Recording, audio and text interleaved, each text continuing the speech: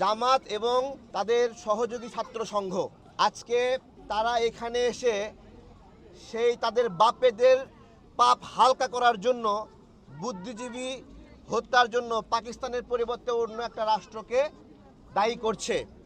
এইখানে পুরা স্মৃতিসৌধে আমরা পা ফেলতে পারি না, পা ফেলা যায় না মানুষে। আজকে এমন একটা ভীতিকর পরিবেশ তৈরি করছে, এইখানে এক সাংবাদিকের গায়ে হাত দিয়েছে। আজকে এত ভীতিকর পরিবেশ তৈরি করেছে, এই যে যাদের বাবারা ৭১ সালে হাঁটু গেড়ে ক্ষমা চেয়েছিল, তারা এত ভীতিকর পরিবেশ তৈরি করেছে। এখানে কোনো লোক নাই স্মৃতিসৌধে। এই অবস্থার জন্য কারা দায়ী? এই বুদ্ধিজীবীরা নাকি এখনকার বুদ্ধিজীবীর মতো ছিল, এইখানে মরে আছে। রাও ফরমান আলী তালিকায় তাদের নাম আছে ডায়েরিতে।